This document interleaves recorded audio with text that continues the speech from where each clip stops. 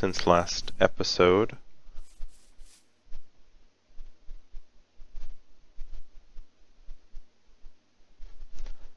Welcome back, everyone. As you can see, since last episode, I have made a couple more of the day blooms. We're up to 5 now. And if we look here at our mana pool, while holding this other mana pool, we see that it shows that we can do something with it, and it's got a check mark indicating that there is enough mana in the pool. So, when we tossed that mana pool, we got something called, well, we had a diluted mana pool, and now we have a regular mana pool.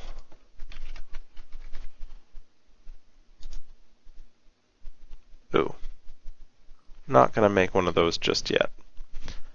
So, what I'm going to do is break the diluted mana pool and place down the standard mana pool, which can hold a great deal more mana and also can do a number of transmutations that the diluted mana pool cannot. Let's just see. Okay, we don't have enough to convert this to a second mana pool yet. Eventually we'll want to convert this mana pool as well, because there's no point in having a diluted mana pool when we can make regular mana pools. Anyway, I'm going to wait for this mana pool to generate. Oh, here we go. Awesome. And I'll place that one there. I don't think they'll both fill, but it's possible they will. I'm not sure how that works. Anyway, I'm going to let this mana pool collect quite a bit of mana so that we can do our next important transmutation with that mana. Oh, you can see I also set up a little field here to not only get us wheat, but also to get the seeds, which are used whenever we use that petal apothecary. Okay, good to know. Looks like the mana's only going in the nearer pool. Anyway, I'll be right back once I get a bunch more mana in here so that we can start doing some other fun things. Okay, guys. It is the next day, and I have been letting all sorts of mana accumulate in this mana pool, and you can see that it is still a tiny fraction of what it can actually hold. And that is because the day blooms are pathetic mana generators. They are really, really slow. But I don't actually need that much. So, the first thing I did, off camera, because I forgot to capture it, is make a mana diamond. That's just throwing a diamond into the pool, like we did with the other mana pool last night, or earlier in the episode, I guess, for you. And I can show you that exact process by infusing some mana steel, which is something else that we're going to need to progress in the mod. If we throw in a piece of steel, we get out mana steel. Simple as that.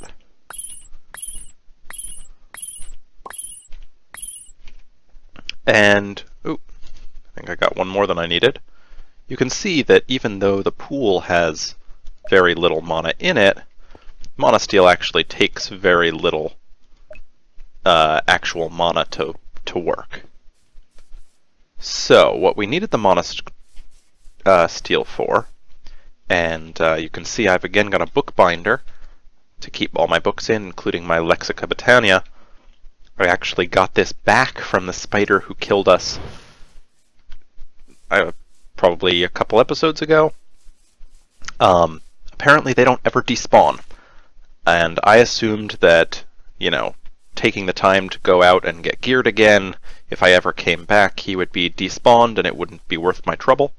But actually, those hungry spiders never despawn, probably only if they've actually eaten something, but makes it super convenient. I recovered my stuff, and so now I have, well, I've pretty much replaced it all since then. Nope, too late to say goodbye to Elijah. He's already gone.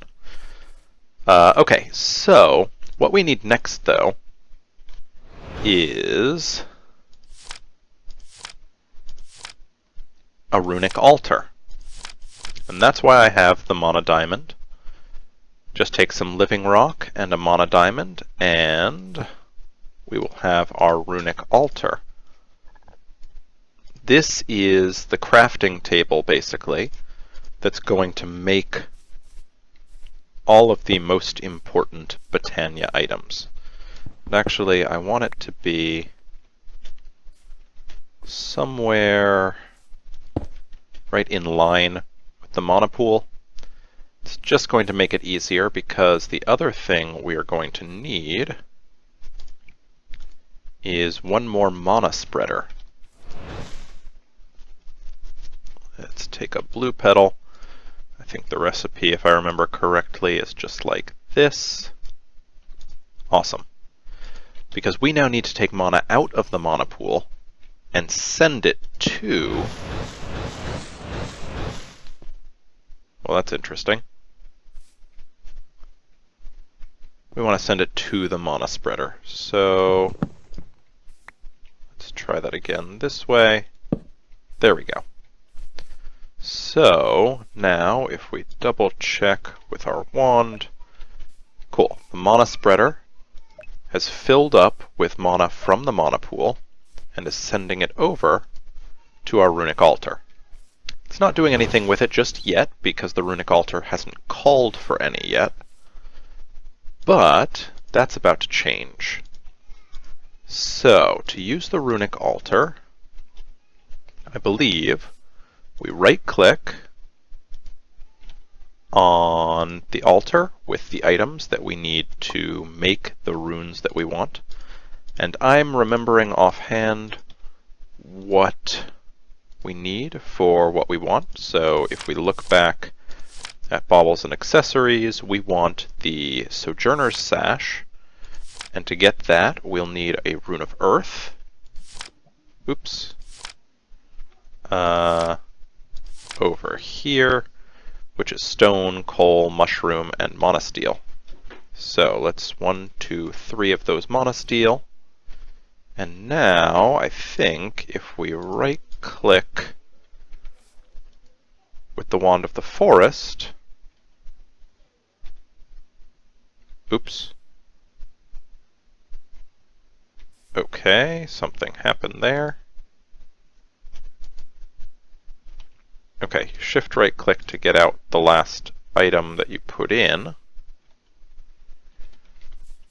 Where did our Wand of the Forest go? Okay, it's still in our inventory. I've been having crazy inventory bugs. Okay, so I think if we shift right click with the Rune of the Forest, there we go. It is going to send a bunch of mana over. And you can see we're using a lot of our mana. We might not have quite enough to finish the infusion.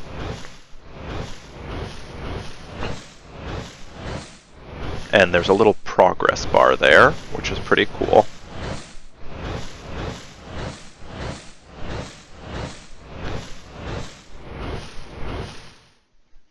Okay, so now it's got all the mana it needs, and in order to finish this, we just have to toss,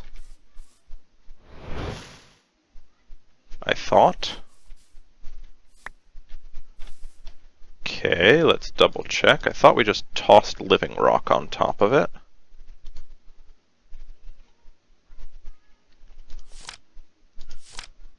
Let's see, back to the runic altar. Right click, tossing the components, the rune you want to create. Should just right clicking with the Wand of the Forest. drop a piece of living rock on top of it, and use your wand on it again. Okay. Living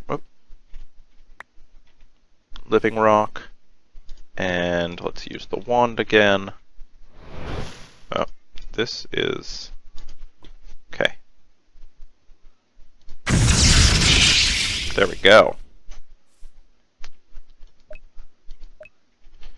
So we got our runes of earth. Now I will, off camera, do the same with the runes of air. Hopefully we will have enough mana for that. Well, shouldn't take long. Let's just do it right now. Let's see.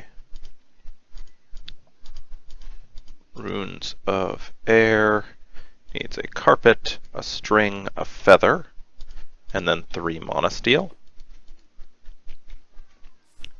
And then if we right click with this, cool. It should start working. Oh, our mana pool is very low, but it started very low, so I wish we could see numbers in this, then I'd be able to really tell. But we will see momentarily whether we have enough mana to complete the process. It's certainly loud.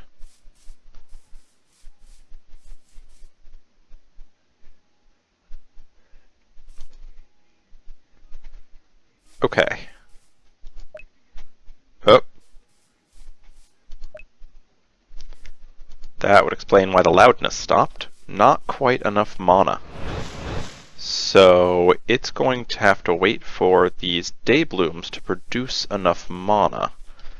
Let's just see if there is any other quick mana generating flower that we can make with generating flora and endoflame. What does that take?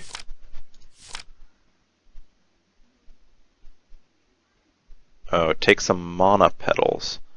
Okay, I will see about getting mana petals, see whether someone else on the server has some mana we can use. Otherwise, unfortunately, we'll just have to wait until these flowers generate enough for the altar to work.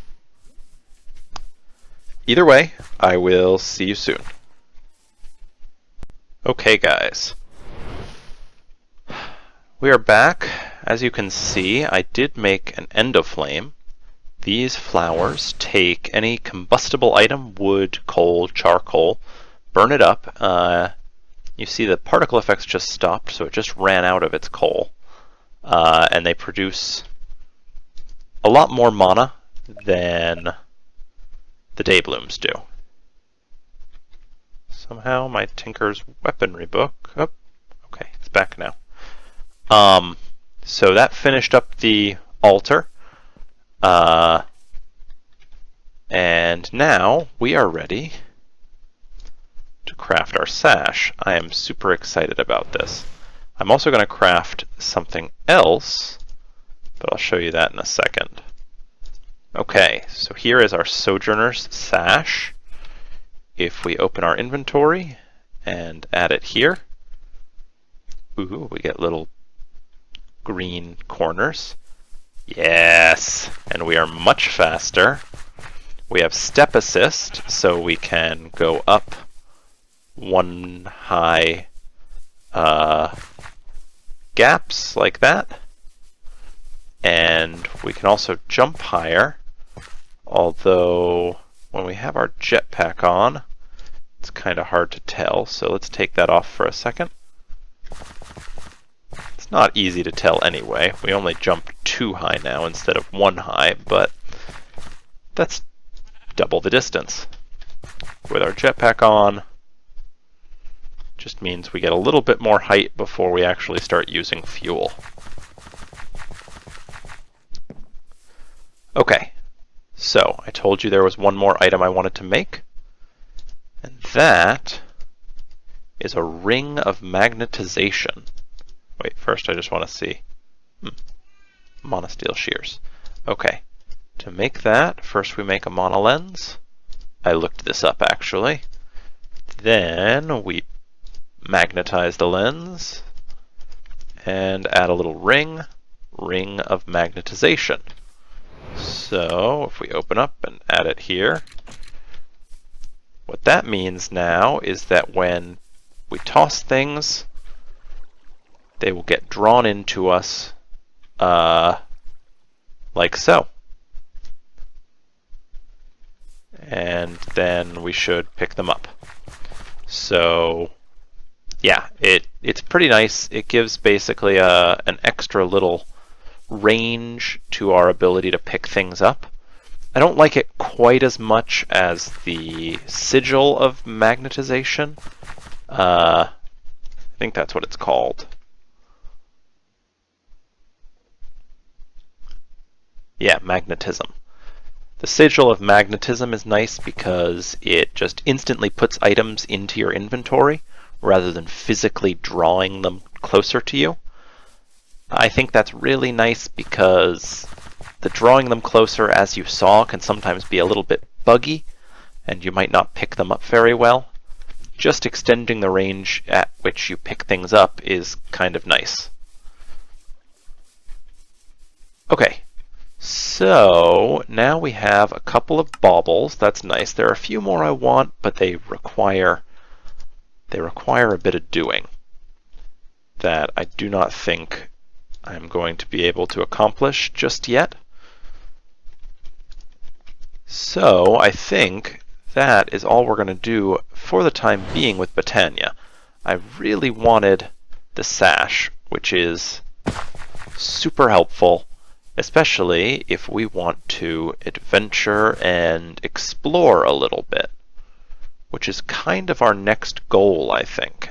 Oh, and good. The sash, I think, is acting even on our hang glider. The hang glider, I believe, benefits from speed boosts. So we're going faster even in the air. Okay. Give me a second. I'm going to think about what we might want to do next. Maybe kind of go exploring. I'm going to try and think if there are any other tools we might want before we head out. Otherwise, it's time to go check things out, maybe find some dungeons. I think there's a lot of cool stuff ahead. Okay, see you in a second. Alright guys, I think we are just about ready to go. I want to get out my wrench because we are taking these machines with us. As you can see, I also made an induction smelter. That's just a thermal expansion machine. The recipe is not super complicated. That's because I upgraded my jetpack to a tier 2 jetpack. Because why not? That's going to be super helpful for traveling the world. I also made a second adjustable bag because I realized I would not have enough room in the first. And I'm going to put some of the kind of structural things that I need to bring with me in there. Infrastructure that I'll need to rebuild when we finally decide to settle down somewhere.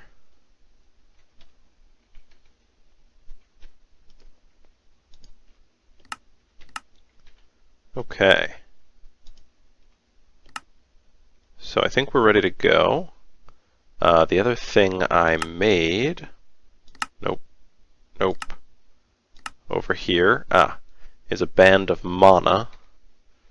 It's a pretty simple recipe, and importantly though, it allowed me to grab all the mana we had in our mana pool, so we can take that with us.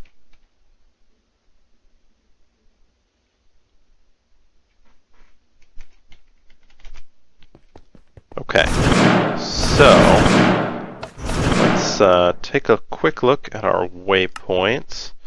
There is one thing that I want to show you all before we get too far away from spawn. And that's right over here. I was exploring around trying to find, oh great, an ender pearl. I honestly don't remember what I was looking for an ender pearl for, but I needed one.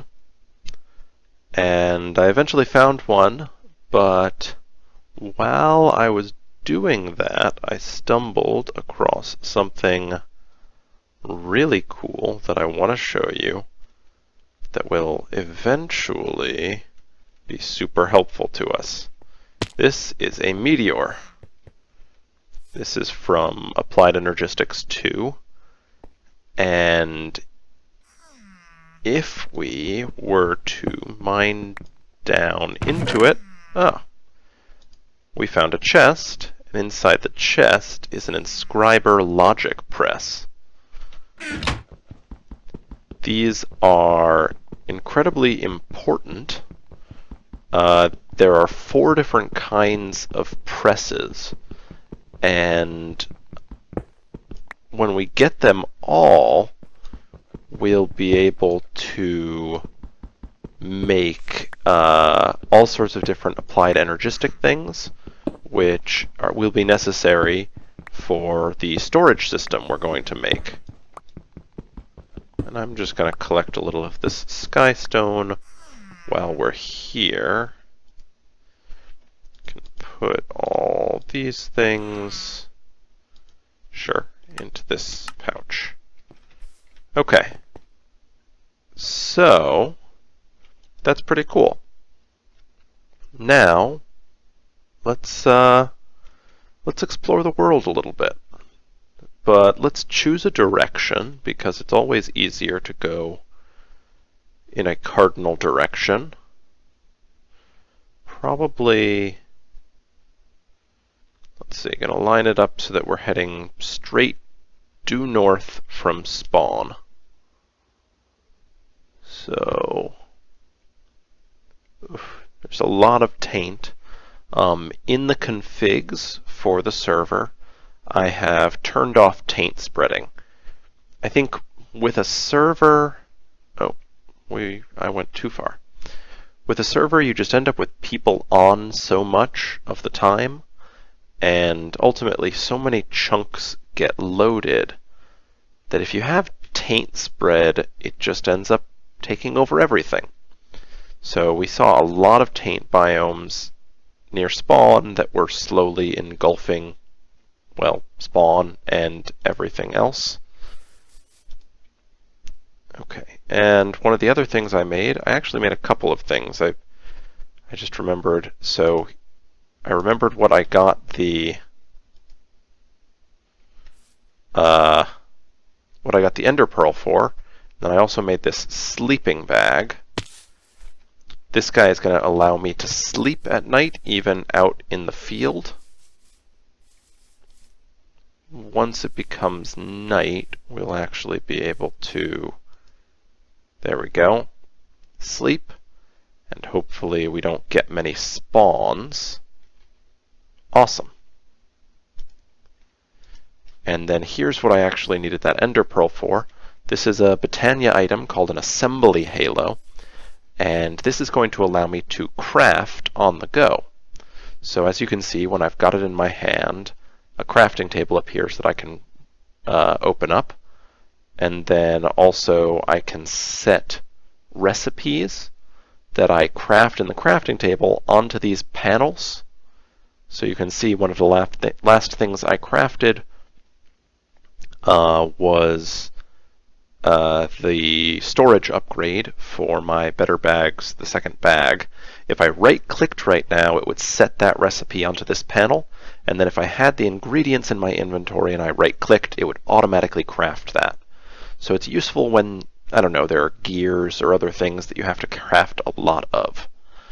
So I really wanted to be able to have that, and I've actually found, when I was just doing a little bit of crafting around the base, it was more convenient than even the Tinker's Construct table, because I didn't need to like grab things out of chests, and I don't know. I don't know. Somehow it seemed more convenient to me. Although now that I'm describing it, I still have to get things out of chests and put them into my inventory, so I don't know. But it was neat.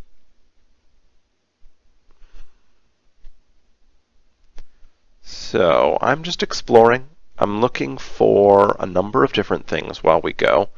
I'd like to see a village. I haven't seen any villagers yet, just to see what they've got. I'm also looking for interesting biomes where maybe we can settle eventually. I am looking for dungeons and temples and really any place that we can delve into and maybe get some loot. And yeah, just anything else that's cool. And of course, you know, to put a little bit of distance between me and spawn so that, you know, I have my own space to expand and build however I like. Now we're in 1.7, so elevation plays an important role in whether there's snow or not. So I do need to keep that in mind when I'm looking at biomes and choosing those. I probably don't want snow, because once you start building, you get really inconsistent and patchy snow everywhere because of the light levels generally. Oh, so here's something cool. This is a garden biome, I think. Yeah, and it's a magical biome that has this flower soil, long grass blocks, and then it also has these giant flowers, and somewhere around here, oh yeah, here are some over here, yeah, roosters. These are roosters, but they also plant, I guess in 1.7 they plant poppies, and they drop rose red every once in a while. Instead of eggs, I think. They're just kind of neat.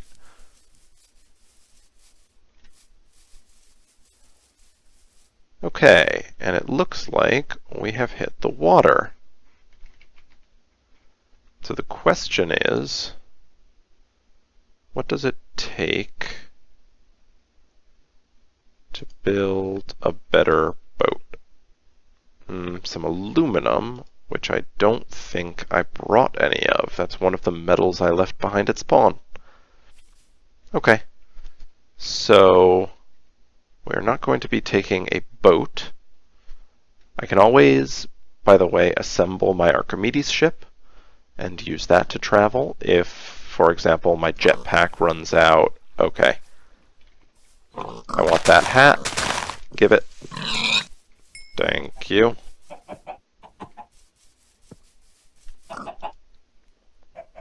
But with this jetpack we have, the tier 2 jetpack, I actually think I probably have enough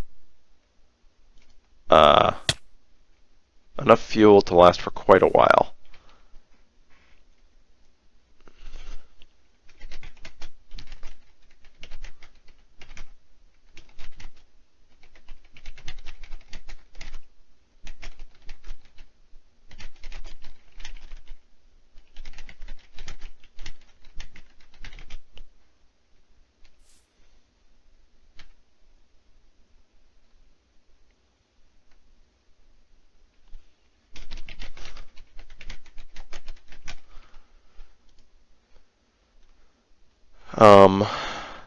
Yeah, I know a little bit of programming, you know, just enough to get by with old computer craft stuff. This pack uses open computers, so apparently GI Elijah's having a little bit of trouble converting programs. Interesting. A V-shroom from Thalmcraft. I have never seen those before. and they are giving me nausea. I'm going to eat one. Nope, can't eat them. Can I? Okay, I'm going to place them back down because I don't like having nausea, because it's awful. Okay, so we've got a little magical forest biome here. That's kind of neat. And don't worry, I'm not going to spend, I don't think, excessive amounts of time exploring. We'll probably explore for the rest of this episode, and then next episode I'll come back having found, hopefully, something interesting that we can spend some time looking at, or finding a place that we can set up a base, or, you know, something like that. But, oh, here we go. Here is another good thing to find. You may recognize it as another of the applied energistics to meteors. Oh, and I think that is a different press than we got last time. Now we have the logic press and the silicon press. Cool. And some gold nuggets, which are always nice to have. I think this time I'm going to leave that sky stone chest because it took forever to mine last time.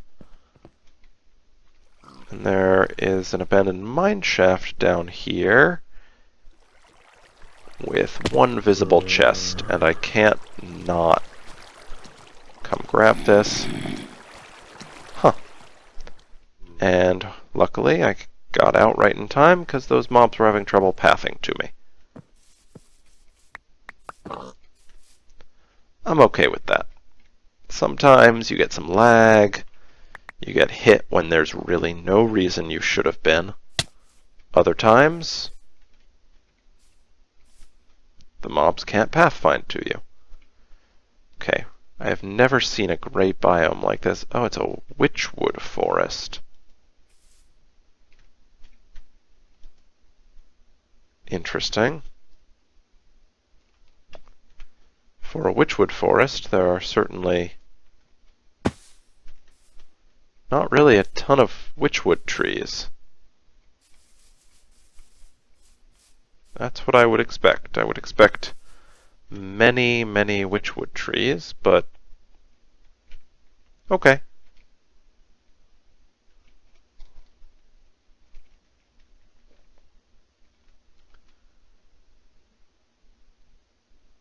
Well, let's find one more exciting thing, and then maybe call it an episode. I don't know. I really like exploring, but can also get kind of tedious pretty fast. It's an interesting balance that you have to strike when you're exploring, trying to search places to find interesting things so that you can keep motivating yourself to go. Sometimes up in these mountains you get Thaumcraft obelisks or totems. Don't see any here on these. Wow. Okay. Here is something interesting. A jade, what is it? Jade cliffs? Let's look. Oh, a crag biome. Okay.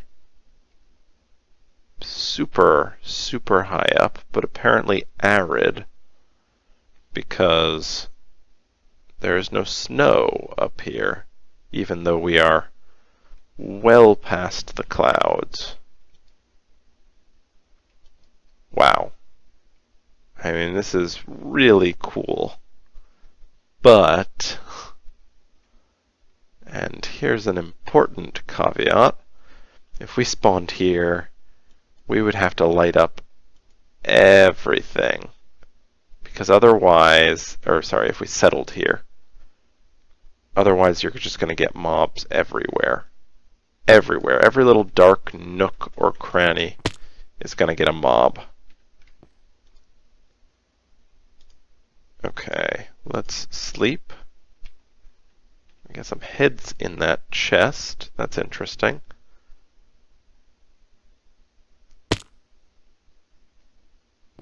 Okay, I'm really glad I wasn't actually falling into the void there, and it was just a graphical bug, because that would have been one heck of a way to start our exploration. Okay, this is pretty cool. Here we have a witch hut. Well, okay. That spawned into this cliff. That's really neat looking. I like it. You know, we could do cliffside accommodations. I don't know. If you have an opinion on that, let me know. I'd also want to see what dirt or grass looked like in this biome. I can see the crag rock is pretty, but it might just make like brown, gross dirt, or yeah, grass. I don't know. I want a good grass color for wherever we settle eventually.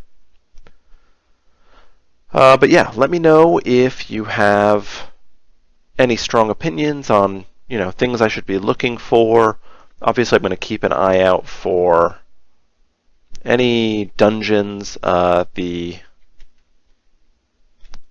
roguelike dungeons mod is in this pack, so there could be some of those. If you want me to keep an eye out for a certain biome that you think I should settle in, let me know that too. You know, last series, last season, I guess, I made my standard courtyard-based base design. I really like that because it's simple to make, it's extensible. Oh, and here's another AE. Wow, okay, another 2 AE meteors. Let's see what's inside. Well, first of all, there's a hat we must have. Okay. But yeah, let me know if you have any ideas for how I should build my base this season, too. Ooh. Calculation, engineer, logic. So we've got... That was a new one. That was a new one. Okay. We now have all 4 of the presses. That's fantastic. Once we get settled in, wherever we end up settling, we'll be able to jump right into applied energistics. That's great. And we've got a couple extras of some of them that we can spread around the server, perhaps. Okay. Anyway, I think that'll do it for this episode. Next episode, we'll keep exploring. I'm all for the nomadic lifestyle for the time being. We can sort of plop down temporary bases outside of anything really interesting we find that we want to explore or spend a little time at, while we, progress technologically and just pack up the machines and go whenever we want. I think that sounds like fun. But in the meantime, we'll keep our eyes out for good places to settle. And yeah, if you have any ideas on where I should settle or what I should do once I get there, let me know in the comments. Thanks for watching. I'll see you next time.